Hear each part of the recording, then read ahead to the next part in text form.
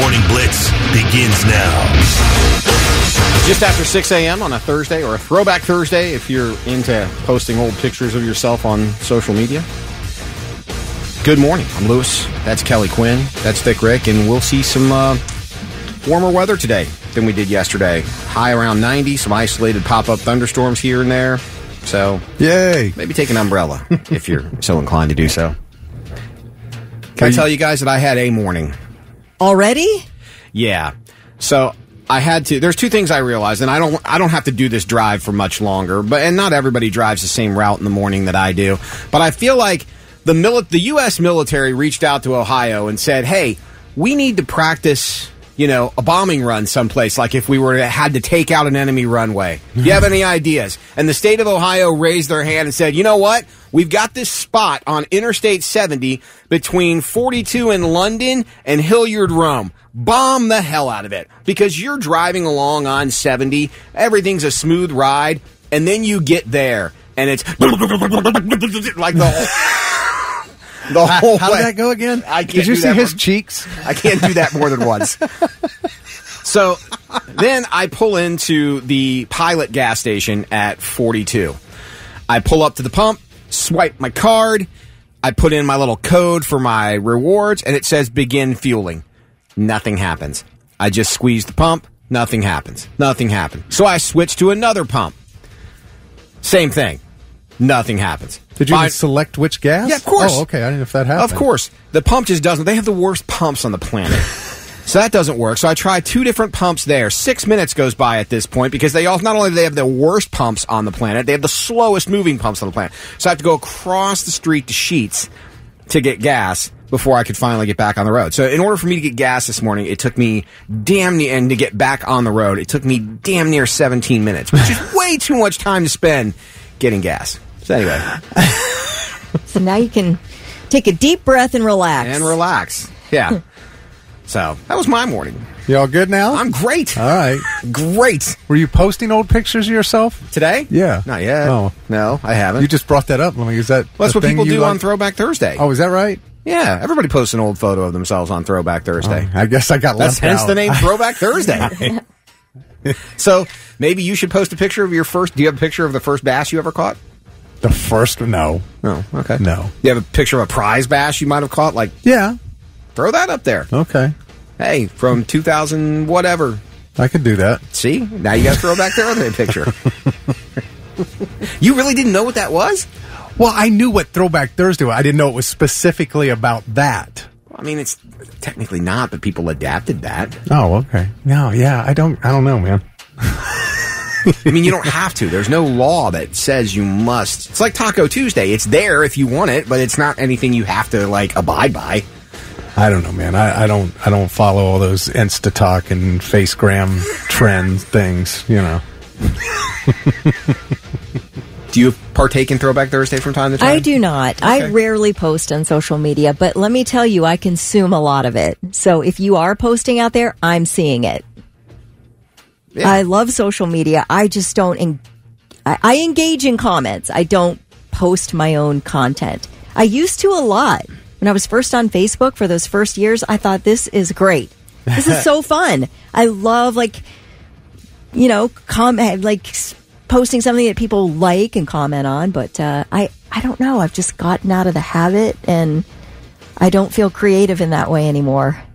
Yeah. Okay. So, no, I don't engage. But I will see yours. I'll watch for yours. You've made me second guess my vague booking thing, by the way. I was good, because it's the most annoying thing you can ever do. Goal achieved, Kelly. Thank you. You have accomplished that. Thank you. Because I now second guessed. If I post something, I'm like, man, I know these are song lyrics, but is Kelly going to accuse me of being vague booked? No, I don't even look at those anymore, to be honest, because I feel like they're all vague books. I feel like you're trying to communicate something with your weird song lyrics. It's not, though. It literally just happens to be whatever it usually literally happens to be whatever the first song caught my ear in the morning on my drive. That's all that is. I don't know about that, because they're all depressing. And then I quit reading. Literally, maybe 6 months ago, I stopped reading them. But they're all depressing. So, I tell you what it is, honestly, and you're like, I don't know. Well, maybe... I think there's something sketchy there. Well, I don't know. Maybe you don't realize. Maybe it's sort of this... an undercurrent of just being attracted toward depressing lyrics. That could be. That's probably me because I'm a lyric. I mean, have you listened to rock radio? Yeah, that's true. I mean, I guess we're not doing a lot of like Right? sunshine and happiness. Exactly. Okay. Tool ain't exactly sunshine and rainbows. All right, I got you. I mean, Point- the whole point made. grunge Right. thing is like Absolutely. dark, depressing. My favorite song is Candlebox Far Behind. It's about drug addiction. I mean, I'm like in the midst of a gigantic obsession with Queen, so I'm thinking of their like, Right. I go up to a I want Monday to ride morning. my bicycle. Yeah. Tuesday I go off to honeymoon. someone said I'm 100% right about 70. That is the worst. It's even worse on a bike. On a motorcycle. I'm like, what are you doing on a bicycle? Gerald said I'm not lying. And Jason said, hey, thanks for authorizing that gas pump. No, I canceled each sale, believe me. Anyway, let's get into some Morning Blitz trivia this morning. All right. We've got $25 up for grabs to waterbeds and stuff. If you're the first one to text in the correct answer at 99700. Speaking of Throwback Thursday, classic rock band just canceled all their tour dates because a couple of members and their infighting. Oh. It's about money. See, and they blamed it on the vocal surgery. I knew there was something more there. No, it had nothing to do with vocal surgery because you're going to throw people off. It's nothing to do with surgery. But this classic rock band canceled their tour. A couple members, problem with money. Who was it? What was the band name? Tell us at 99700. If you're the first one to do it, you get the gift card. Pop Evil on the Morning Blitz. Those guys are teasing some new music. They've been doing it through their social media for the last week or so. So if you follow Pop Evil, you might have seen that too. It's 623 with Dick, Kelly, and Lewis. They said it was going to be the heaviest album they've done yet. Yeah. So I'm looking forward to hearing this. Yeah, we saw their guy, Ronnie and I were talking to their guy at Sonic a while back, and they said towards the end of the summer they'd have something new, and well, here we are. So Yeah. I would imagine it would be happening sometime very soon. Morning Blitz Trivia is happening right now. Yeah, we asked what classic rock band just canceled their tour due to infighting over money, and the answer is Journey. Not to be confused with Aerosmith. Didn't think Journey would have any kind of financial issues, you know? I would have thought they could do nothing in their, you know. Yeah, but I wonder if this singer for hire they have probably doesn't get quite as big a cut as the rest of the band does. I mean, when you talk about royalties, he didn't have anything to do with them. Right. I mean, I don't know what they share, but... That's what they're fighting over? Well, okay, so Neil Sean and Jonathan Cain have been butting heads for, you know, just a long time, but they've always worked through it and been able to tour and everything and put aside their differences for the band.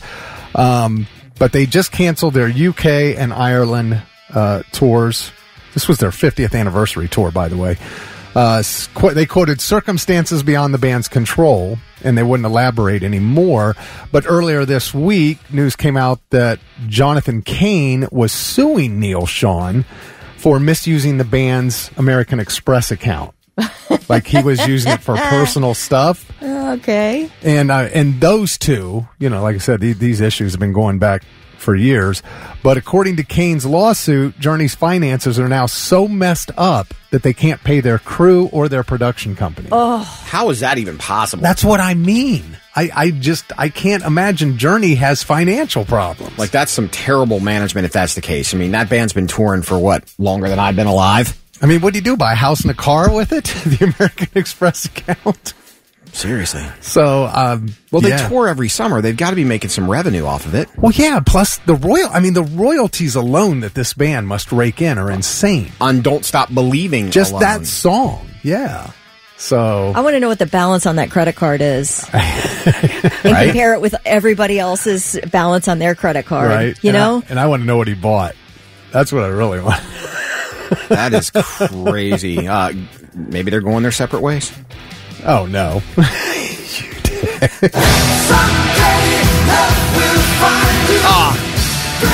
Goose just made the same joke. Excuse me while I go in the bathroom and kick my own ass. Jeez. Yeah, so I don't know.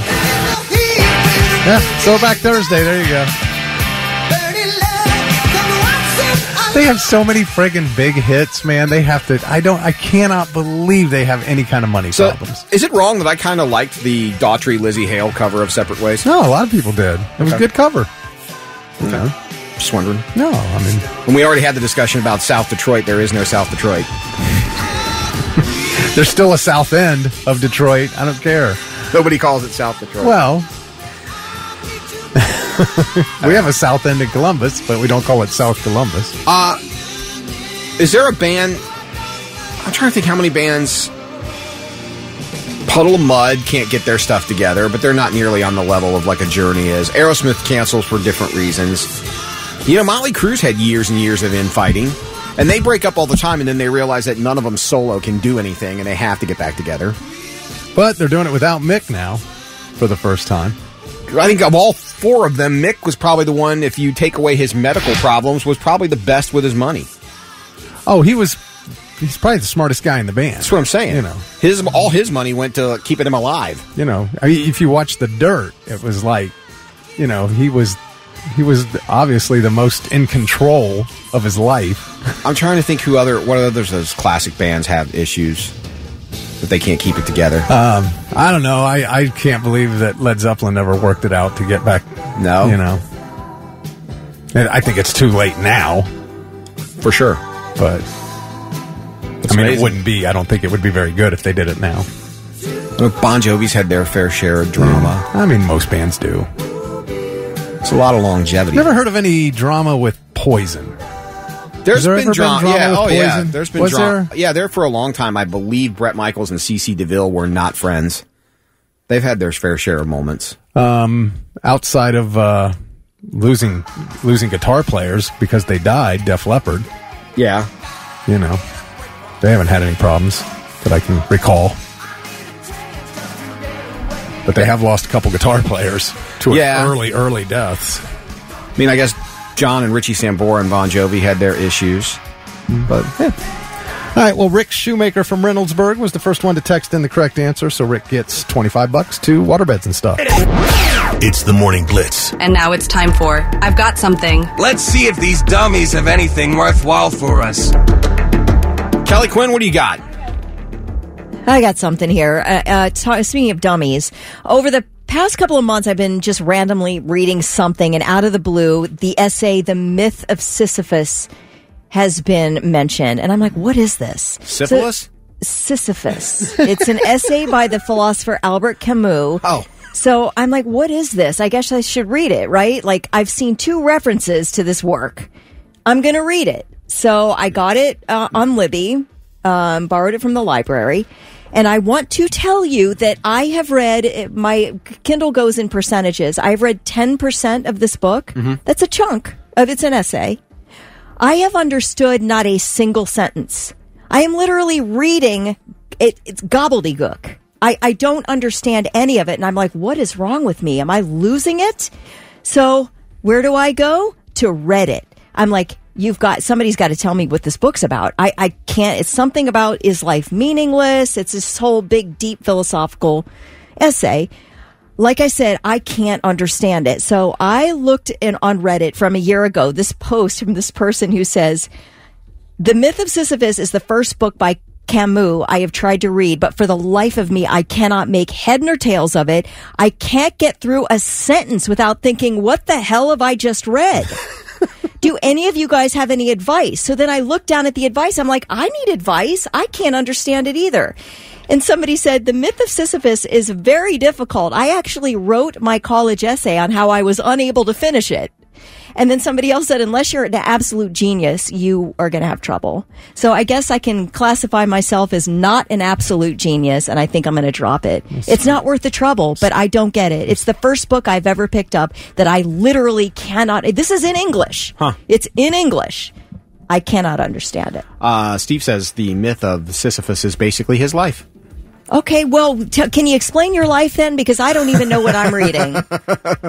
I really don't. And I've thought, I'm going to get something out of this, and then when somebody references it, I'm going to know what they mean. Can I ask you what prompted you to read this? Well, as I said, over the past couple months, I've been reading something where they've mentioned the myth of Sisyphus. Okay. So I'm like, I want to read that because I want to know what they're talking about. And for the life of me, I'm worse off now. So, like, you still don't know what Sisyphus is? I don't know what the myth of Sisyphus is. Sisyphus, Steve said, was punished by forcing him to roll a boulder up a hill every day for the rest of his existence, and the next day the boulder would be at the bottom of the hill. Oh, that's my life, too. So it's basically about life being meaningless, or is life meaningless, No, or like does your life matter? That's what this essay is about, the myth of Sisyphus. See, I feel like it would say you're never getting ahead. You push the boulder up, and just when you get a sense of accomplishment, all of a sudden there's some loose gravel, and it's back down at the bottom, and you got to start all over. Or is it insanity, where you keep doing the same thing over and over and expecting a different result? Thanks. Oh, wow. Look at that. Boom. In stereo. Well, now I got to read this. Oh, I highly recommend I it. can tell. Oh, I had it on my to-read list. I scratched it off after that. I'm done. I'm out. All right. This sounds like me. I got to read this. All right. All right. Tom Craig is an Australian field hockey player for Australia over in the Olympics. And in the 2021 games in Tokyo, he helped them win a silver medal, but they got bounced by the Netherlands this year in the quarterfinal matchup. That was on Sunday. So their game's over. They're done. They're done at the Olympics, the Australian field hockey team. So Tom decided, well, let's go out in Paris and find some cocaine. And he went out and purchased some coke from some dealer he found in the streets of Paris. Both he and the alleged seller were witnessed by police as the transaction went down, and they have both been arrested. And Tom Craig, Olympic field hockey player, is now sitting in jail in Paris. Now, no charges have been filed yet. The Australian Olympic Committee said in a statement they are aware of the situation. They're trying to do what they can to help Craig. And, the AOC is continuing to make inquiries and arrange support for the team member. But I'm like, man, you trained, you've already won a silver medal in the prior Olympics. You're trying here, but this is how your games end. He just wants a little bump to get through the Olympics. After all of this, he did address reporters late last night. Said he was sorry for what he did, embarrassed for his loved ones and teammates, and said it was a terrible mistake, and he took full responsibility. So it's not like Okay, but here's the thing: why should the U.S. government step in at all, or do any agency according to the U.S. government step in at all to help the U.S.? Well, didn't you say someone was trying to work out something for him? The Australian, the Australian Olympic Committee, that governs the Australian Olympic athletes. So why should they even bother? Why should the Australian? You were caught on video buying cocaine from a drug dealer. If you mess up, why is it your country's responsibility to bail you out at that point? I don't think it is. I just think they feel like this is an Olympic team member of our Olympic team, and it's like a company where if somebody gets on, needs rehab, some companies will help them get rehab. I don't know. Sorry, the team's got an idiot. Well, listen, if you ever get captured in North Korea, I'm going to tell the U.S. State Department, don't bother, because he really wants to deal with this on his own. Who was the kid that got caned in Singapore? You thieved in Singapore, and you paid the price. Why is it anybody's responsibility? I don't care what nationality I don't think it is. I don't think they have to. I just think that they have a heart and feel like they want to try to help the guy. I mean, I don't. There's a phone number for a good rehab. I don't think they have to do anything. When you get out, give them a call. So, anyway, there you go. I got something. Are you guys a fan of the candy bar Snickers? I love a Snickers. Who doesn't like Snickers? Okay, did you know there was a Snickers pecan? No. Okay, well, it's coming back after 5 years. I didn't know there was a Snickers pecan either, but apparently this has become a big deal. The pecan bar was originally launched as an ode to Texas, the state where many original Snickers bars were produced. The package even sported phrases, Texas proud and fixin' to satisfy. But only a lucky few fans got the exclusive taste of the pecan candy. The bars were only sold online in 15 packs for $30. Limited edition boxes sold out completely by the end of launch day. Well, now they are coming back with a Snickers pecan wrapper, and you will be able to buy them whenever you would like in stores near you this fall. So do the pecans replace the peanuts, or are they on top of the peanuts? I believe in this particular bar, it's pecan instead of peanuts. Okay. And then you'd have to get your original Snickers if you want your original Snickers fix. But I had no idea there was ever a Snickers pecan. I didn't either. You learn something new every day, but it's coming back. So I would try it. I would too. I like it. Do you guys like pecan pie? Some people do, some people don't. Do you? Okay, I do too. Yep. Okay. Well, no argument on this one, I guess. Yeah, there we go. That's what I got. Bring me the horizon. Teardrops, the Morning Blitz, 649. I'm Lewis. That's Dick Rick. She's Kelly Quinn. 90 today. Pop-up thunderstorms. Be ready. One of these days, I'm gonna see Bring Me the Horizon, damn it. Yeah, you're still, that hurts you, doesn't it? It does. Right in your soul. It does, man. Every time I hear them, I think about walking out of Sonic Temple due to storms. Every time. Yeah. It's like this close, but yet some so sort far. Of trauma. I'm suffering. You know what's going to happen is they're going to finally play a show here, and then the band's going to break up right before. We regret to inform you that. But our guitarist blew all of our money off of our American Express card. We can no longer tour. Anyway, I feel like there is some force in the universe that just does not want me to see them. I'd like to send a special apology out to Dick Rick in Columbus, Ohio. Sorry, buddy. Here's a free copy of one of our live CDs. I wonder if Ollie Sykes from Bring Me the Horizon, if he finds a shirt he likes, that he buys 3 or 4 of them in different colors. Do you do that? You know, no.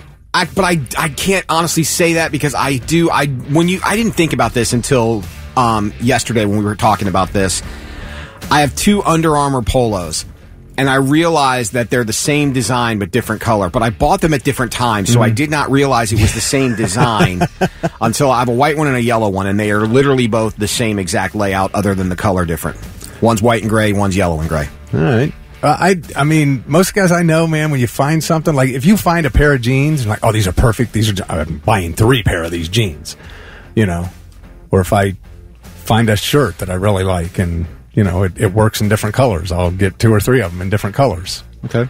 Do women do this? Yeah, I do it. Do you? Yeah. Okay. I buy it like this T-shirt I have on right now. I've got it in white. I've got a striped version. I've got...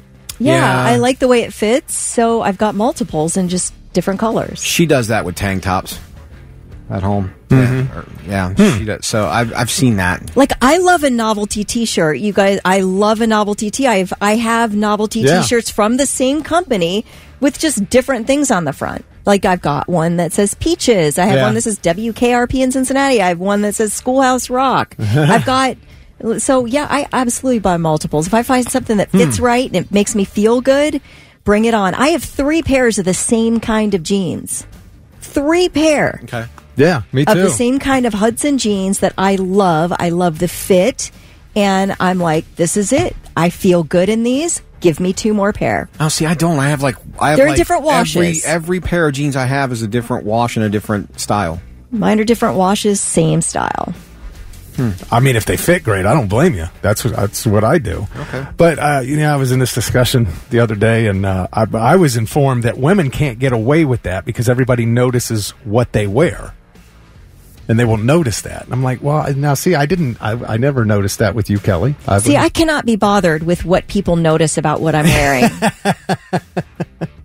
I like to feel okay in my day.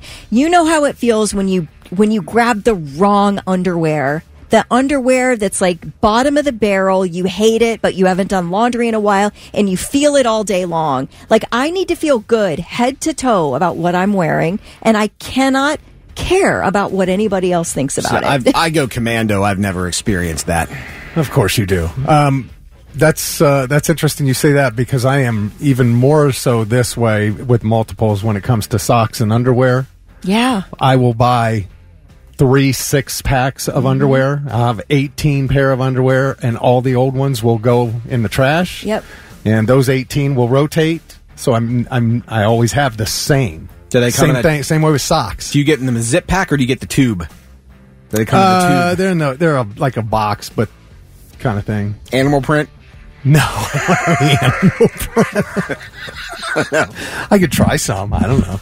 Heather, I'm wearing the Gazelles today. Doug says I wear the same sleeveless gray T-shirt almost every day. I have like 50 of them. Okay. You know what? I always wear like a sleeveless undershirt for workout purposes. I probably have 3 or 4 of the same of those, but they're all for the same purpose. So, okay. I guess maybe I do more than I think I do. Now, I have a variety of clothes. I'm not wearing the same thing every day, Right. but I've got a choice. And if I find something I really like, I want multiples. I do it with shoes, too, like different styles of Vans. I love how Vans feel. I love how, like, my Chuck Taylors feel. Okay. So I just buy multiples. You know what I realize I'm bad at? I will wear socks until I can't wear them anymore before I open a new pair. Like if I have a pack of, like I think right now I have 2 different sealed packages of socks in drawers, but I will wear the hell out of the ones I have first, and then I will slowly break in a new pair. And I'm terrible with socks, man. I wear a hole in the bottom of my sock on a freaking regular basis. Jeez. Do you walk around in your socks? At home? Yeah. Absolutely. Because my feet get cold. That's the one thing I cannot... My feet getting cold and wet is my thing. I cannot deal with it. Can anybody? That's a horrible feeling. Oh, terrible. Wet and cold feet. And I will literally, like yesterday's a perfect example. I went and got a shower, warm shower, felt great, sat down in my office chair at home, AC blowing. All of a sudden, 10 minutes later, my feet are freezing, could not function. Yeah. I used to have the same problem. Yeah? Then I started doing something that you made fun of me for. This should be good. What? Slippers. Solves that problem real quick. No. Yeah, No. it does. I'm Just not- in the house. I'm not 85. It has nothing to do with it. It's comfortable, and you don't get holes in your socks. My God, man. What is this? This is a kindergarten over here. And now, 3 things you need to know before you go. 3 jockeys were injured last night in a harness racing accident at Scioto Downs. It happened at about 9:30. 2 people at Grant Medical Center in serious condition. The third at Mount Carmel and Grove City in stable condition. Sources say the 3 horses involved were able to walk off the track. The rest of the racing for the evening was canceled. Well, we all remember that Titan submersible with 5 people aboard that imploded on its way down to the Titanic wreckage last year. The estate of one of the dead men is now suing the estate of another of the dead men for wrongful death.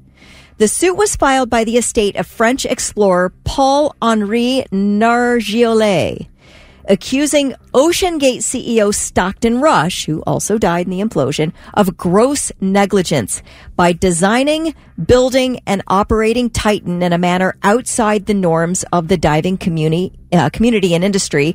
And they're claiming it's just to satisfy his ego of wanting to be remembered among the likes of Steve Jobs and Elon Musk as a genius innovator.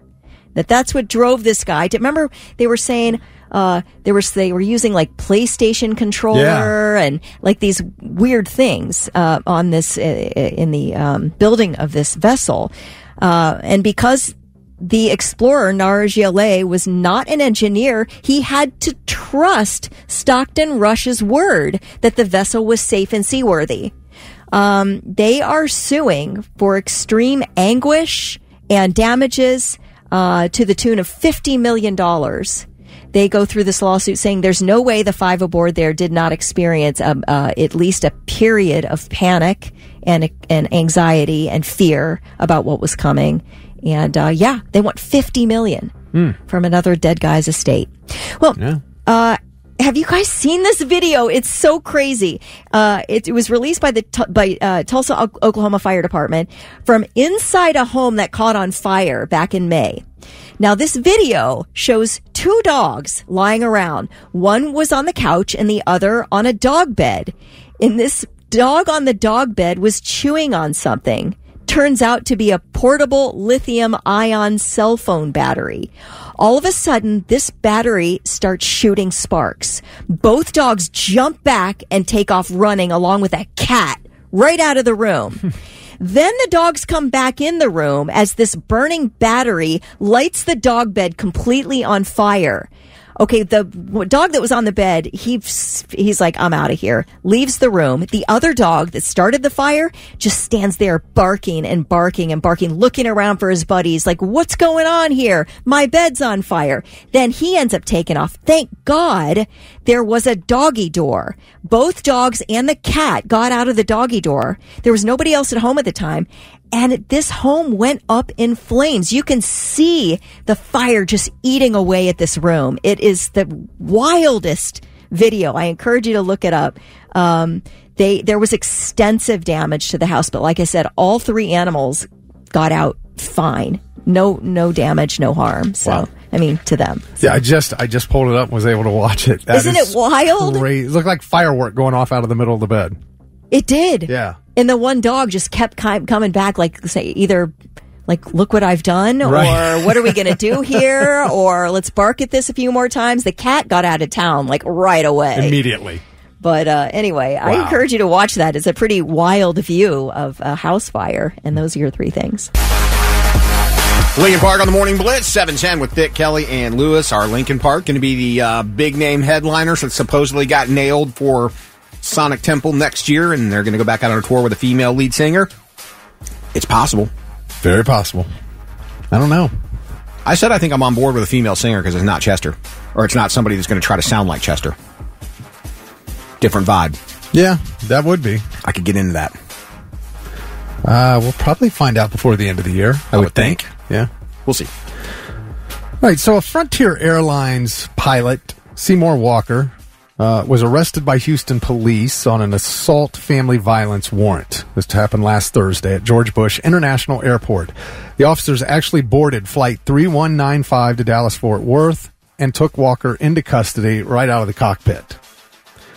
And so, that's kind of aside from what it made me think about, because the airline gave passengers options of a full refund, flight credit, or reaccommodation on the next available Frontier flight. They had nothing to do with this situation that this pilot had a warrant for, but their lives were definitely affected, big time. So my question is, shouldn't this be avoided where you arrest somebody in the workplace? No. No? No, I don't agree either. No. I mean, I think this one you could have called ahead and went, hey, look, we're going to let this flight land and then this guy gets arrested when he gets off. But no, I mean, hey, you killed 12 people, but let you finish your day first. That's different. No, yeah, but this was a warrant. They had a warrant for his arrest. That's different if you catch somebody because they just killed people. That's a whole different thing. What was the warrant for? Domestic violence. Yeah, it was assault family violence. Okay. You had this warrant in advance. You couldn't have planned this to get him somewhere else other than out of the cockpit of the jet where you're going to turn people's lives upside down. Here's what I say. Open the curtains, open the cockpit. Make sure I'm seeing an arrest so I have something like exciting in my day. You're a dirtbag. You beat someone up in your family. Right. You get arrested. It was bad enough that they took you out of the cockpit. This was like, there's something with this warrant that makes it serious enough that they're going to do this. Right. Well, apparently. I think, let me watch. That's all I ask. Well, I think also they knew exactly where he would be. You didn't have to track him down through an airport. You knew exactly which flight, exactly which gate, exactly where he'd be sitting at that exact moment. You also know all that when he lands. You do. But again, was he in his home state? Yeah. Okay, so now you don't have to extradite him. Oh, no, but he was flying he was flying from Houston to Dallas. Okay, but where does he live is my question. That could be part of it too. Now you don't have to transport him back. It was Houston police. Okay, so then it must have been a Houston warrant. Okay, so he wasn't leaving the state. But now he wasn't even leaving the city. Do you see my point? Okay, but you're impacting other people's lives and it's not necessary. You're not, he is. Okay. What? Right, well, what do you guys think? 99.7. Here's what. You either arrest him there and impact that plane full of people, or arrest the next people whose plane can't fly because this guy's arrested. Well, why don't you go arrest him at home? It's not like he was trying to flee or anything. Well, I don't know. He may not have even known he had a warrant. I think you're really trying to take away, some drama that the rest of us could enjoy during our day and have something to talk about. Yeah. I was on that flight when they hauled that guy out of the cockpit. Man, it was the craziest thing I've ever seen. Right, and it's not the police in this matter who affected somebody else's life. It's that guy. You broke the law. It's his fault. It's the pilot's fault. I'm just saying, if it can be avoided, I mean, any workplace, though, you could go in and disrupt things terribly. 1,000,000% call a meeting so the rest of us employees can enjoy what's about to happen, what's about to go down. It's the most exciting thing that's happened at work in months. Good morning, ladies and gentlemen. This is your captain speaking. I beat the piss out of my wife and kids before I got on this plane today, but if you could, please put your tables in their upright and stowed position as we get ready for takeoff. Are here. What do you guys think? 99.7 under. Sabbath on the Morning Blitz, 7:24. Thick Rick, Kelly Quinn, Lewis, talking about the airline pilot that was getting ready to take off, but the Houston police said no. Busted. Domestic violence warrant. You're under arrest, sir. Assault family violence warrant. Took the guy right out of the cockpit, man. And I just thought that was odd that you couldn't do that a better way and, turn everybody's lives upside down that were on that plane. Carrie said, sorry, Rick, enforce the law. Ish happens. I know. Of course. He needs to be arrested. I get that. But couldn't you go to his house that morning and arrest him? Well, how's that going to help your flight situation? Couldn't you alert the airline that you're going to do it so that they can get a standby pilot to come in? I mean, I know, Kelly, you want the drama. I'm just like, let's make a show of it. It's going to happen. Okay. I'm going to be screwed anyway, so at least let's have a show. What about somebody, what about a group in an office who have a big project and everything's culminating on this day, and right in the middle of you doing this big thing, the police come in and arrest somebody who's a major part of that project, and now the whole thing is all screwed up for everybody who's worked months to get ready for this. You don't think we're going out for drinks after work and just having the greatest time, like talking about the complete crazy scene that happened at work that day? Facts. All right, we're at Blitzmas for Daughtry, and we've all gotten on stage to introduce Daughtry at Kimball Live in December for our Blitzmas show, and all of a sudden the police come in and arrest Lewis. Well, that's possible. Is that exciting? Is that going to be great? That's highly possible. I know. You love to get arrested. You've been arrested 4 times. We know this. It's the greatest day of my work year. Oh, my God. Thank you. Chuck just said, I would like to hear Lewis getting arrested on air for sending respectfully done black and white nudes to the wrong person. Damn, I'm trying Again, so Chuck, hard. That's within the realm of possibility. All of a sudden, we're not giving people once the law is broken, then everything's in motion at that point. I can't be giving consideration to every human in this person's life that might be impacted. Here's where the pilot and I are different. He clearly had no consideration for anybody but himself. If this were me, I would have said to you guys, look, I know we're about to go up there and introduce Daughtry. I get that. I got a couple of minor outstanding warrants out there. I hear the police have pulled up outside, so if we don't make this quick, there might be more drama than we want. All right, Goose says, I'm okay with the plane being canceled because of a felon flying the plane. And I'm like, well, wait a minute, he's not a felon yet. He's got a warrant. He hasn't gone to court. He hasn't been found guilty of anything yet. Though, I will give Larry a point. He said they could have arranged for another pilot to replace him before the flight's scheduled. Thank you. But they might not have known. That's what I'm saying. Why couldn't they alert the airline? Hey, we've got a pilot. We've got to come in and arrest him. You're going to need to make other plans to have another pilot fly that plane. Why couldn't they do that? Because have you ever been in a situation at an airport where it's just cascading issues? Things don't get solved that quickly. Right. Plus, you want to give this guy warning that you're coming to get him? Not the guy, the airline. Well, but then the airline's going to warn him because they're going to we're going to take you off this plane. Yeah, we're taking you off the plane. Why? Oh, they don't have to tell you. I think you're living in a fantasy land where all your needs are being considered over a criminal's needs or criminal's arrest. That's the thing. The bottom line is this guy, someone, I can't remember who it is, said if you go to court when you know you have a warrant, you can eliminate a lot of this problem. Now, he might not have known he had a warrant, but he had to know that he had some domestic issues at home. Well, I'm sure. But maybe somebody lied. Maybe he didn't do anything wrong. Like I said, he hasn't even been to court. He hasn't even been charged yet. There's just a warrant to go get him. If you gun someone down and the police come for you, wait a minute, no one saw me do this, we'll have to wait till court. The police aren't going to let you walk the street until your court date. You're going to have to prove that in court. Now, Stephanie said, I feel like this giving consideration to people who broke the law is why we had a rapist playing beach volleyball for the Netherlands. I'm not saying don't arrest him. I'm not saying he shouldn't be arrested or, and go to serve his court date and find out what he did. I'm just saying, does it have to be done from the cockpit of the friggin' plane? Really? That's where you had to do it. But here's the thing. We live in a world where there's reality TV and people love drama. Look how the thought of Kelly was excited she was that she'd be able to watch an arrest because they'd have something to talk about for a week. Dude, she was so excidted over the idea of seeing you get arrested on stage at Blitzmas. Anyone. I don't care. Anybody. I'd like to see Daughtry get arrested. Oh, my God. 7:39 on your Morning Blitz. Thick Rick, Kelly Quinn, Lewis, and that was Tool, the song you were listening to for a chance to see Daughtry.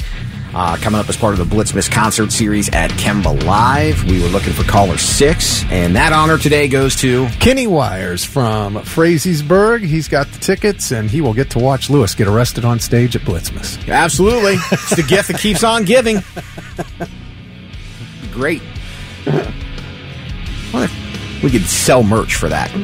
Oh, I plan to have T-shirts made up and everything. Yeah, like a picture of you in cuffs on stage. It's been a while. You know what? I kind of feel like I'm missing out. I've had the cuffs on, but I've never had the zip tie. You know, now they do the zip tie thing, the double zip tie cuff. Mm-hmm. Never had that experience yet. Perhaps I haven't either. It's a little different.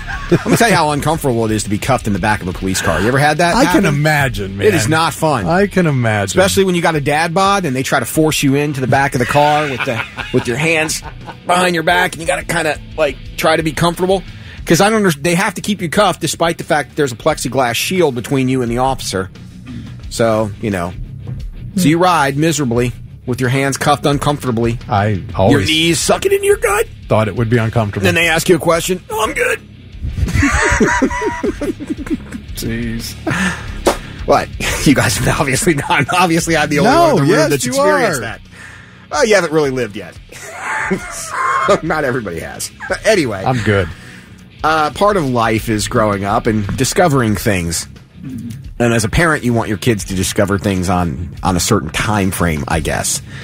So we got an email from a listener that I'm dying for Kelly to read this and get her perspective on this one. Sure, I'll have one. All right, here is the letter. It's from David in Galena. He says, my 12-year-old son slept over at his buddy's house. For some reason, my son's friend's dad decided this was a good time to tell the boys about the birds and the bees. My son mentioned it when he came home. I was mad, called this dad. He told me that the boys kept asking him prying questions, and he just answered honestly. He tried justifying it by saying that they basically knew already. He just filled in the blanks. I told this dad he should be saying this is a conversation you should have with your own parents. He didn't seem to think about that. Do I have a right to be angry on a scale of 1 to 10? How weird is this? Man, I probably would be upset. I mean, kids find out stuff so early now. You talk about having the talk with them. Most of the time, I think you have that talk and they already know. Or, like he said, they just need a few of the blanks filled in. But, yeah, you should not. Man, that's just especially in these days, it just seems creepy that you would have that talk with somebody else's kid.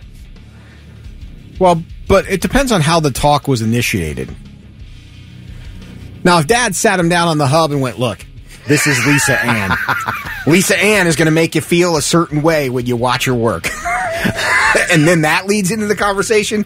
That could be a little different than, what if you caught the neighbor kid and his friend with a stack of Hustlers?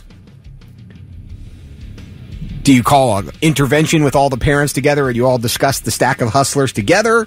Or do you use that as a learning moment to educate?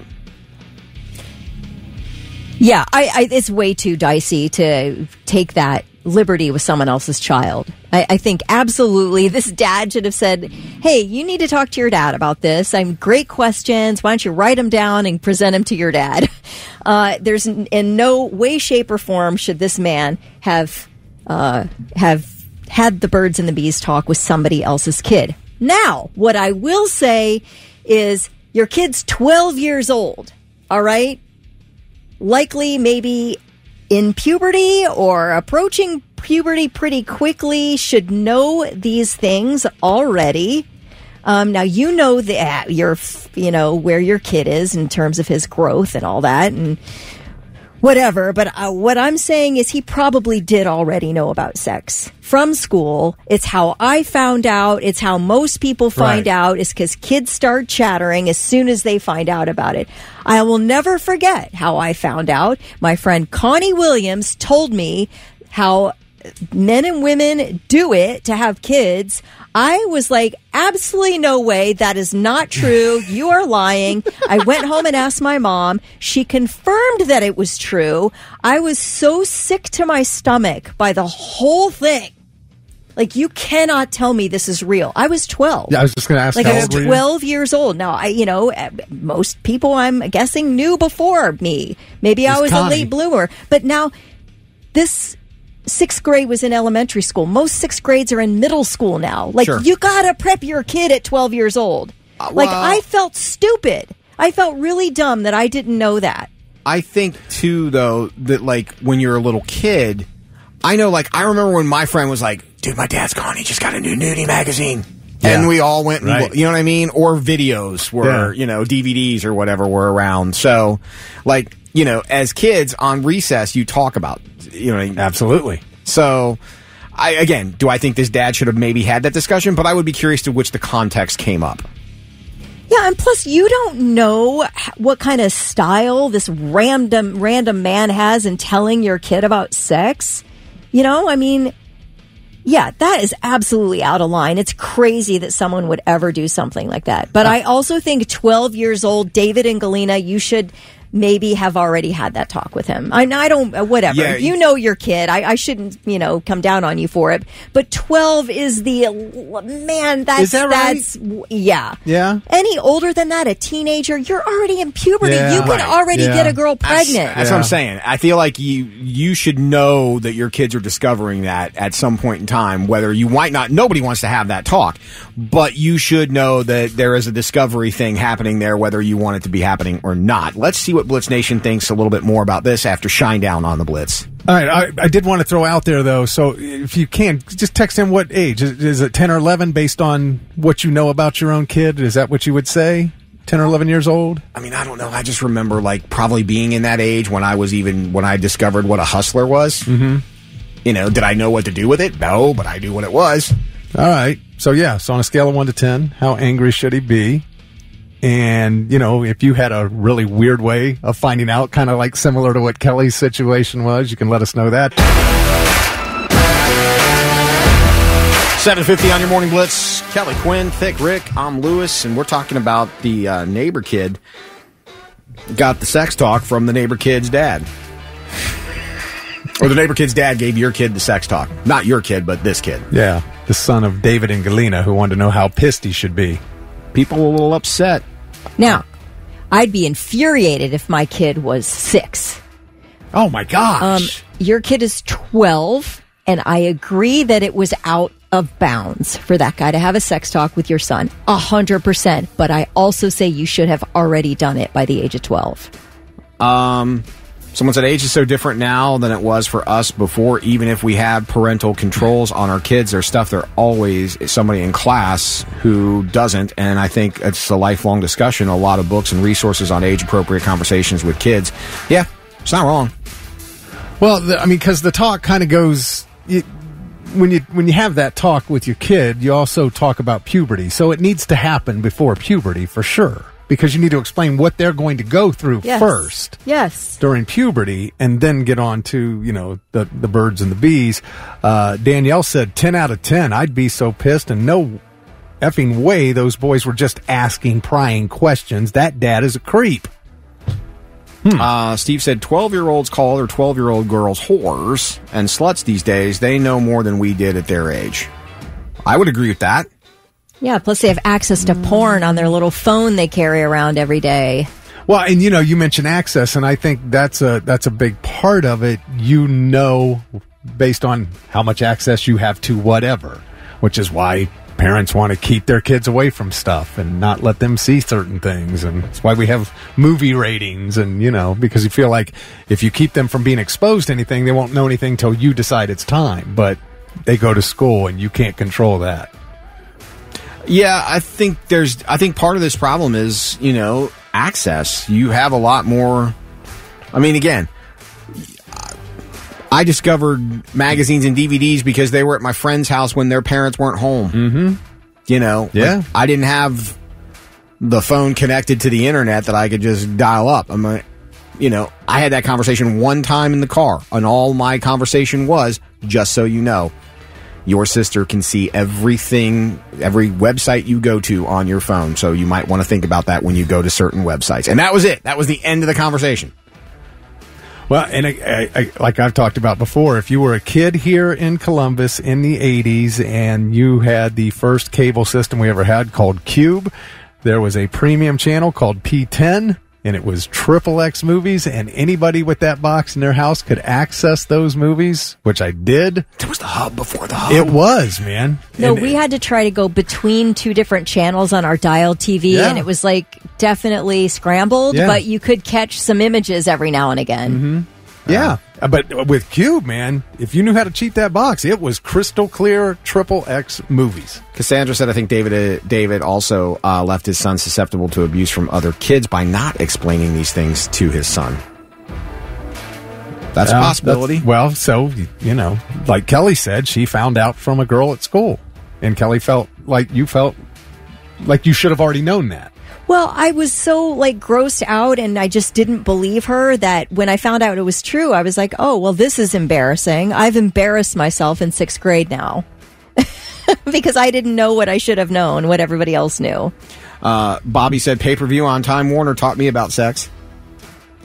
Let me throw a little wrinkle in here. All right. Kids telling kids about sex is one thing. If another adult tells your kid about sex, is there some kind of charges you could file? That's what I wondered. Like some kind of assault charges or some type of unlawful sexual abuse? Maybe. Well, yeah. Is there? I don't know. I mean, that's a gray area. I got that. Why didn't we ask Sugar this yesterday when this would have been a good question for him. TJ said Lewis kids at 11 have already logged several hours on the hub. I 100% believe that. Steve said Coach Carr and Mean Girls gave me the talk. If you have sex, you'll die.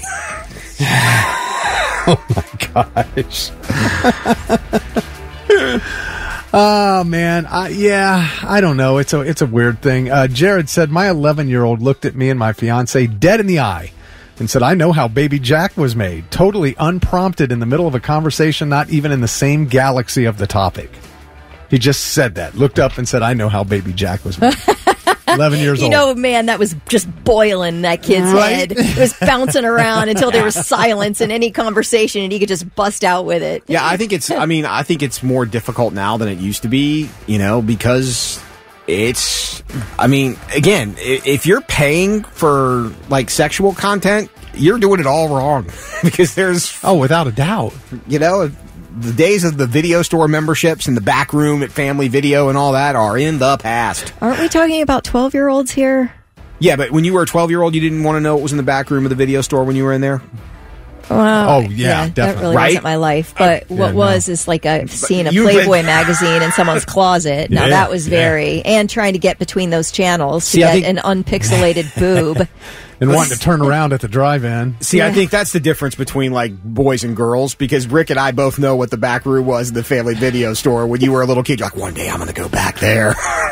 It was a goal. Steve said the 12-year-olds telling me they banged my mom on Call of Duty have already had the talk, evidently. And now, all right, I'm listening. 3 things you need to know before you go. The hacking group responsible for the cyber attack on the city of Columbus says it has published nearly half of the stolen data.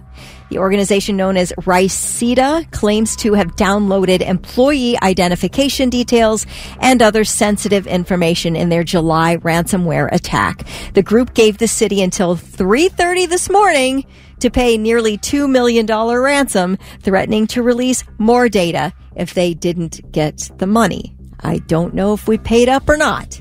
I still want to know who was the person who clicked on the bad link. Who did it? Who's sitting at home going, oh, man, everybody hates me.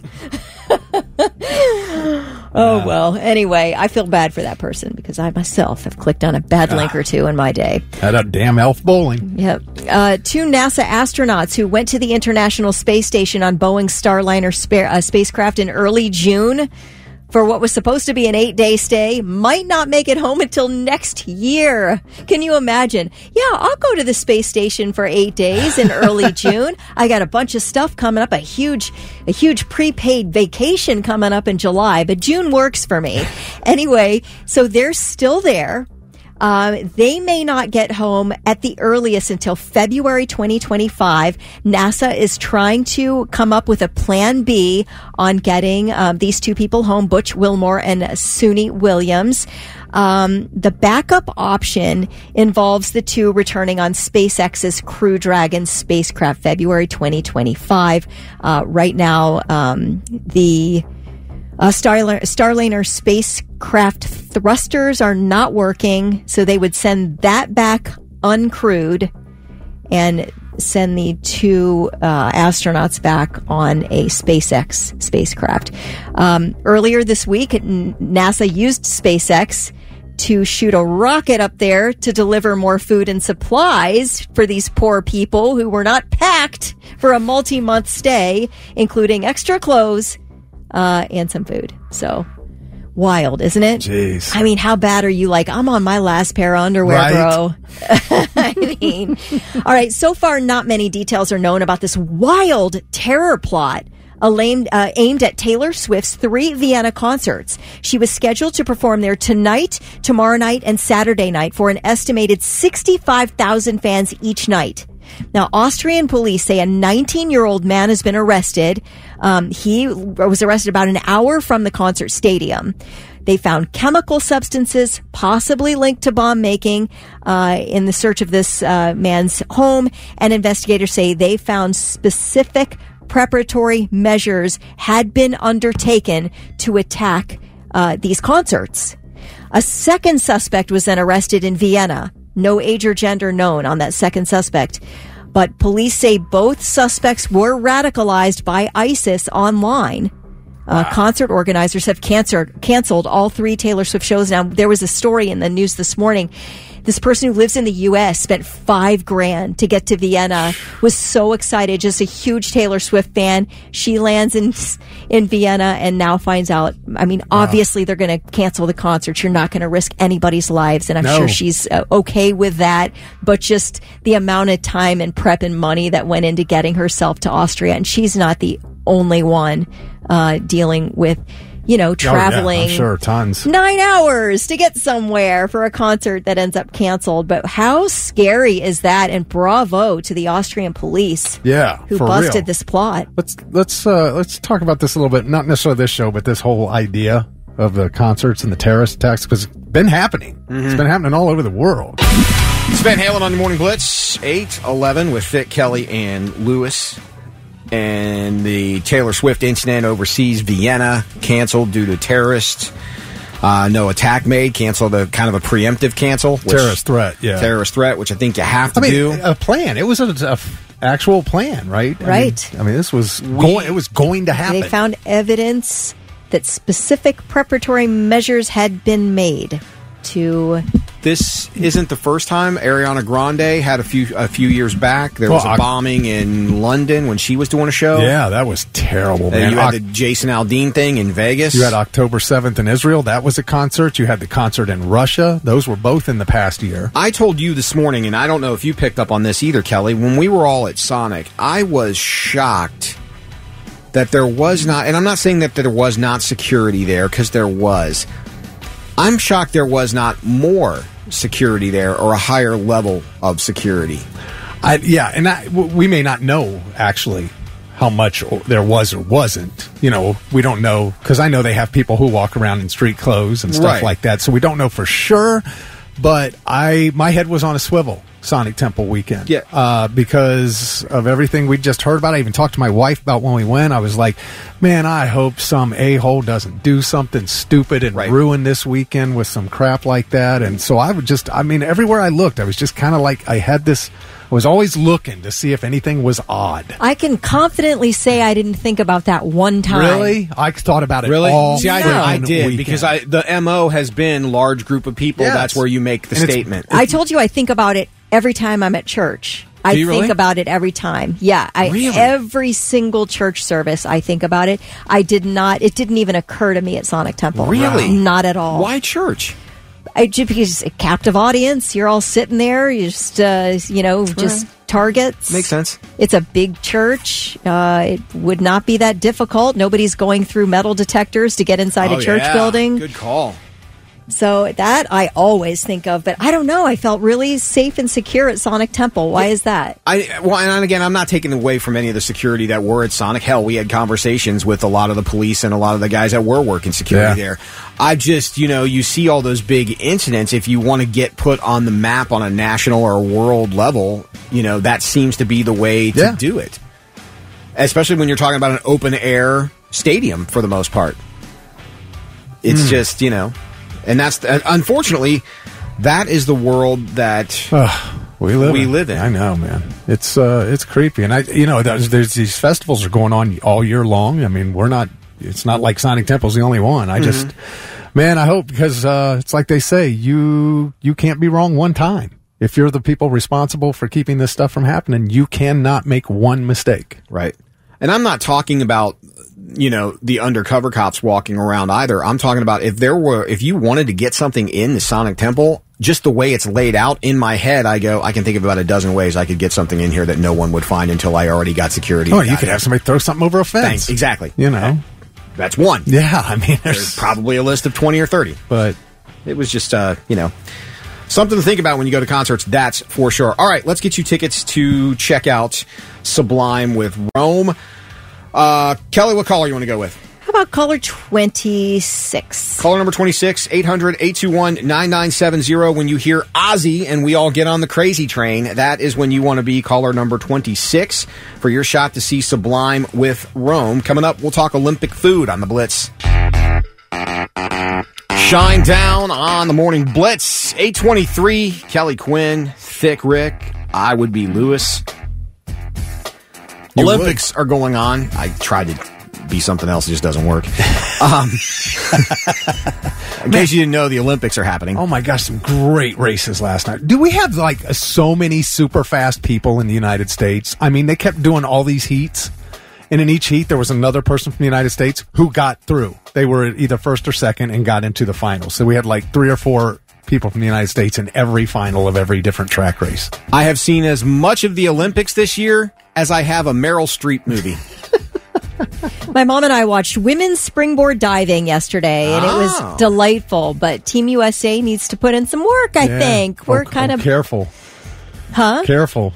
What do you mean? You saw what happened to Michaela after she said we didn't have a good enough work ethic. Oh, they're great. I mean, it's not like I'm sitting on my couch thinking I could do better. Right. I'm just saying, we've Team China seems to really shine in the diving. They always do. Yeah, they always do, man. But we, we're still leading the medals. We're leading the gold medals, and watching us race, it's just so many fast people. Men and women. It was incredible. One thing that's not incredible, and this is according to British swimmer Adam Peaty, he said the Olympic Village food is straight up crap. He said the nausea-inducing grub is so gross, athletes have literally found worms in the fish. He won a silver medal in the 100-meter breaststroke. But he was talking with a British newspaper, and that's when he made these allegations. He says, I like my fish, and people are finding worms in the fish. It's just not good enough. The standard. We're looking at the best of the best in the world, and we're feeding them not nearly the best. He didn't have any, he couldn't provide any evidence of the worms at that moment. But Paris said they're taking the feedback seriously. They say their food vendor has been working proactively to adapt supplies to the growing use of the Olympic Village restaurants. Now, Kelly, you reported on this. They made 60% of all meals meatless in order to reduce their carbon footprint. Okay. And so athletes like PD are forced to alter their diets. And he says, before the most important competition of our lives. He said the sustainability has just punished the athletes. He says, I want to eat meat. I need meat to perform, and that's what I eat at home. And, he said other Olympic Games countries have done a great job. Tokyo was incredible. Rio was incredible. He said, but this time around, not enough protein options, long lines, waiting 30 minutes for food because there's no queuing system. The thing I have loved food-wise watching about the Olympic Village is the double chocolate muffin that Norwegian swimmer was reviewing. He was going every single day. He eats one of these double chocolate muffins. Yep. So from every country, you have people on TikTok trying this muffin, having a family member try it. They're doing tons of reviews, but it's got this, you break it apart, and it's ooey gooey in the middle, and it looks incredible. It did, yeah. So I'm I would be living on that. If there's worms in the fish, fine. I'll eat the chocolate muffin. I don't know why the food is so bad, though. I would think in Paris, the food would be pretty good. Because I remember when I was in Paris, I've never smelt or tasted bread in my life like I have in Paris, France. Yeah. Well, I mean, look, the whole reduce your carbon footprint, all that. But you're talking about, when you think about the weightlifters, the wrestlers, the boxers, the shot putters, the hammer throwers, these guys are big and they eat a lot of meat. you got to have meat. Okay, so we had the one Team USA male gymnast who shipped his own bed over. Right. I wonder if you could bring your own food. I don't know internationally if that's possible. I know that the NBA basketball players got their own real high level hotel and stuff that, it's just like, because when they were in Rio, they had a cruise ship right off the coast. And that's where they stayed. They would come into the land and play, and they'd go back to their cruise ship where all their food and everything. And that's kind of what they were doing. But when you got money like that, you can do that. Right. Not all the athletes in the Olympics have NBA player money. Poor college dorm kids. Right. You just have to eat what they give you. Oh, pasta and a big tray of it again. I'll eat bread, cheese, and a chocolate muffin every day. I'm satisfied. But just the end of the chocolate muffin, not the center, right? I mean, no. Oh, yeah, you're right. No, I would eat the center of that. Would you? Okay. At least try it. I didn't know if you cut it around it. I feel like if I got a plate with fish and there were worms in it, I'm going, well, French has their customs. They cook the way they cook. I don't know. Ozzy, Crazy Train. It's the Morning Blitz, 8:38. Thick, Kelly, and Lewis. Crazy Train was the song you were listening for a chance to win tickets to see Sublime. Coming up next week, you had to be caller number 26. Congratulations. Chaz Gifford from West Jefferson. He said his name was Chaz. First thing I thought of was Chaz Michaels. It's the figure skater that danced a routine with another dude to My Humps because it's provocative and gets the people going. I'm going to say no, not the same Chaz. Should have been an Olympic gold medalist, but, politics. But put figure skating back on the map. But we still got another pair of Borderlands tickets, don't we? We do. See the movie? I finally saw the trailer for that. Looks pretty good. Yeah, it's a video game. Yep. Based on the video game. Yeah, if you're a fan of the game, you're going to love it. Well, we talked about this earlier when we came on the air today. Today being a Throwback Thursday, a lot of people take pictures of themselves from years ago and throw it on the line. Let people take a look at it. Some people use filters, some people don't. Sometimes you can tell when people use a filter right away. Can you use a filter on an old photo? Sure. I guess you can. Yeah, I guess you still can. From yeah, it still look just like any other picture, I guess. Mm-hmm. Do you filter? You go with the little Mayfair before you throw something up? Let's see here. I'm not afraid of a filter if I need it. Yeah, I guess so. I guess I would filter. I use it more for the lighting. The lighting on the filter tends to make some photos look better depending on where you take the photo and what filter it. But I can't say that I'm a specific only use the same filter all the time person. There's one thing where filters can go too far when it's like your face is just a blur. Yes. Like it's like it just blurs out the edges and everything, and you can really tell. And I don't think it's like a good look. It feels almost embarrassing if I see me filtering my picture up that much. I'm like, if I have to use that much filter, this is not worth posting. Yeah. Oh, my gosh. I've never used a filter on myself. I've had a couple other people put a filter on a picture of me, and I see it, and I go, it's not right. I've done it for... It looks so fake to me. See, I've done it because there's sometimes you'll take a filter, and if you're with a group of people, because the light, the natural light... I get that. It doesn't work like it might, like if you're all wearing dark colored shirts, for example. It looks like it's all just one big blur of a shirt, so if you use a filter, it kind of creates a little more distinguishing between the couple of people. But I'm talking about people will take selfies, and they go way overboard. I do know I am friends with a girl on Facebook, and she uses these filters. I mean, it looks like her eyes are bulging out of her head. Her skin looks absolutely perfect. Her lips are super big and red. Her cheeks they're like lifted and chiseled. It's beyond ridiculous. You're not fooling anybody. What's her name? I'm not going to tell you her name. Just kidding. It's curious. But there's a filter on TikTok called Bold Glamour, and every time people use it, I'm like, okay, all right now. Like, I don't hate you. Go for it. Whatever you want to do to your face, I don't care. But it just is like almost, you've gone a bridge too far here with filtering. You look like a caricature. It's a cartoon now. You know what I mean? It's silly. And it's like, but you do you. That's fine. I'm not shaming you. But to me, it just looks silly. I can tell how fake it is. But she uses these same filters on her 7 and 9-year-old kids. Why? They're 7 and 9. Why would you do that? Is that okay? I mean, why? Gotta teach them young. Are we Raise them doing upright. that? Are parents doing that with all their pictures of their kids? Are you surprised they don't?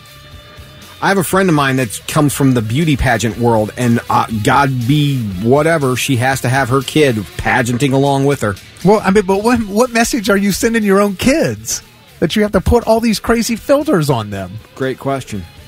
You know? I don't know. It just seems weird to me. It shouldn't surprise you, though. No, I guess it doesn't. But I mean, does that seem bizarre to you to do that to your kids? I mean, it's bad enough you're making yourself look completely fake, but now you're making your kids do it. I mean, to me, there's nothing more perfect than you look back on like your kids, or and just how perfect their little skin is, right. And their faces are just so perfect, and there's just no need for a filter. I don't know if you've got some kind of artistic bent that makes you need to adjust all kinds of stuff to every picture you take. I don't know. I don't care. But I will say that children are perfect as is. As is. That's as perfect as it's going to get. Right. And it's gorgeous. Yeah. I don't think all kids are cute. Sorry. Maybe they are not. No, maybe in some cases the filter's helping. They're I'm just saying. Isn't this the cutest baby you've ever seen? You want me to be honest, or you want me to lie to you? I don't know. Are you doing this? Why do you do it? What do your kids think? I want to know. For 99-700, you can call us up 1-800-821-9970. I'm like, why? Because that's the world we live in. I know. Why do we have to live in that world? Why are you doing this? Here's my kids. Check out that Mayfair filter. 5-finger death punch on the Blitz. It's Kelly, Thick, Lewis. A lot of parents throwing up pictures of their kids, but going the filter route. Jennifer sent us a picture of her daughter and said, no filter needed. Yeah, there is no filter needed for a 7 or 9-year-old. Well, Steve said, I wish some people would filter their kids. There's some ugly kids out there. My God. Not wrong. You guys are really working on ticking me off to like a point of exploding all over you. Why? If you find one ugly thing in a child out there, you need help. You need help. Period. So you think it's cute when a kid's sitting there with food all over their face? I think that a kid is cute. Yes, every child is absolutely that. This is a perfect representation of everything about us. Is the innocence of a child. Oh my gosh, Jennifer, she's adorable. Justin says filters are for narcissists. Okay, but the kid isn't putting the filter on themselves. True, the parent is. So. I don't know, man. I'm trying to think of a way to get Kelly worked up. I think you already have. She's already worked up. It's already done. I'm trying my best to not be worked up. I didn't do it. Thank God it's you this time. I didn't do it, though. You want filters on kids. I never said that. You said they're ugly. You said you agreed with Steve. I just said not all kids are cute. I just said when people go, is this the cutest baby you've ever seen? You want my honest answer. Because I have to be real. Fine. I'll start lying to people. Yes, it's so adorable. Never in my life have I seen a baby that cute. Yeah, I'd hate for you to have to be kind to somebody. It's not about being kind. It's like, isn't my little girl the best singer and they can't carry a tune? Am I supposed to say, yeah, she has a voice of Fergie and Jesus? I'm going to say, I think you need to steer her in a different direction. You can't just say she is an absolute angel. She's an absolute angel. You can't say something like that. With the voice of a dying banshee. I really hope you're joking. I hope you're trying to make a joke that's absolutely falling flat. Oh, my gosh. Here's a text. What bothers me are the women who have their kids' pictures on their dating profiles. I'm not trying to date your kids. Keep them safe and off the Tinder. Yeah, she's filtering you out because you don't want kids in the picture. You're the person she's filtering out. Oh, I see what you're saying. Yeah, she needs you to know right off the bat, I've got a kid, all right? I'm single, but I have a kid. I'm letting you know up front, baby. You can be innocent and ugly at the same time. They're not mutually exclusive. I didn't say that's not my words. Ben said my kids are beautiful on the outside, but ugly on the inside. What do the kids do, jerk ass? Right? Somebody thinks I'm virtue signaling. I'm not. I'm coming from a place of just like I don't have kids. I literally cannot imagine a human being that would point out a child and say it's ugly What is wrong with you? We're not pointing them out, but I'm just... You're like, I have to be honest. No, you don't. So you want me to lie to people? I'm just saying there's nothing like that's more sweet and innocent and perfect than a child. What are we doing here? Nate said, can we put filters on kids' attitudes? Effing men. Another text. You can be innocent and ugly at the same time. They're not mutually exclusive. Amanda says, use the old, that's a super cute shirt. Thank you. Jessica said, the parents that put filters on their kids on every single photo make me sick to my stomach. No wonder why so many kids are mean and have self-esteem issues. Right. That I agree with 1,000%. That's why I said this mom who's putting filters on her 7 and 9-year-old on every picture, what is the message that is sending her kids? Yeah. I mean, but again, everybody's seen those profile pictures that you see on social media, and then you know that it's not a real picture. Right. They said we need to put filters on kids' attitude. That's what needs to be filtered. That's twice you read the same text in the same segment. Damn it. I love Bill's Batman picture. His youngest son, Tucker, in the Batman shirt with the leather jacket. Now that's a cute kid right there. Look at that guy. That's Tucker. Look at that guy. That is a great shot, man. That is. So I don't have to lie about that one. Don't need a filter or anything on that. No. Look at that. Looking That's good. Awesome. Wow. Jen said, I almost always agree with Kelly, but not all kids are beautiful. My little brother was almost 13 pounds when he was born. He was perfect, but super squishy and not cute at all. After 3 months, he was beautiful, but an ugly baby. Now he was perfect, but just not cute. Oh, my gosh. Now he was perfect, but just okay. Jeez. I don't know, man. It just seems weird, you know. I agree with Kelly on the innocence of the kids. There's no need to put a filter on them. But, oh well. Justin says, Kelly, please, walking on eggshells all the time around you is insane. Who's walking on eggshells? These guys know me. I pop off. These guys tick me off all the time. Fact. You know, do you walk on eggshells around me? No, you Come on, tell me the truth. I can take it. I if I come down way too hard on your opinions, do I? You know the answer to this. No, because you ask this every time you come down on one of my opinions. I just have strong opinions, and I'm not afraid of people like you, Justin, who want to tamp my opinions down. I don't care what you think of me, Justin. How about that? How many times have I said I love Kelly Quinn because Kelly Quinn is who she is and unapologetic for it? No, I don't walk on eggshells. I don't think Kelly likes me. I think that, Lewis, you know that I just, I can say whatever I feel around you because I know you can take it and throw it right back at me. For sure. Yeah, see, that's how. I feel like and that right there is how I know Kelly doesn't like me. There are some days where I feel like I might catch a prison shank in my back when I'm not looking. There are other days when I don't. I swear I'll never shank you. Only maybe with my eyes. I've said it twice and she hasn't denied it. No, I'm not going down that route. Whatever route you're wanting to take me, I'm not interested in. If I disagree with Kelly, she gets mad. If Lewis disagrees with Kelly, she debates with him. Why is that? I can't disagree with her, but Lewis can? Because you're a conversation ender. The things you say stop every conversation. At least Lewis is asking for feedback. Oh, okay. I see. So I make a point and I'm right, and that ends the conversation. That is the best term I've ever said. You are a conversation ender. Right, yeah. That's fantastic. I give the right answer and it's over. And now, 3 things you need to know before you go. Today is the last day to shop tax-free in Ohio. The sales tax holiday ends at midnight. The sales tax has been suspended on purchases under $500 since July 30th to help people with back-to-school shopping. So get that done today. Today is the last day. Columbus has been named by Realtor.com the most popular housing market in the country. Realtor.com lists cities by the number of views per listed property in each market, and Columbus homes attract 2.5 times the number of views on average than homes in the rest of the nation. Meantime, Columbus homes continue to set price records. The median price for a home in Columbus is now about $310,000. So wow, there's a little bit of a glimpse into the housing market here in Columbus.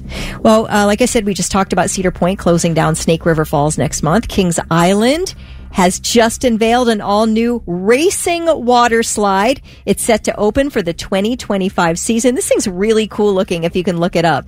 It'll be Ohio's first ever and only dual racing water coaster.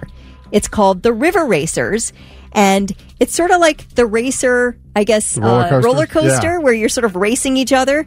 But this isn't like, I don't know if it's like a true race or not, but basically racers will board side-by-side rafts at a starting line. They'll be launched down the first drop at speeds of up to 30 miles per hour. Water jets will drench and propel the riders upward, where they'll split off into mirror turns, entering a tunnel with special lightning effects.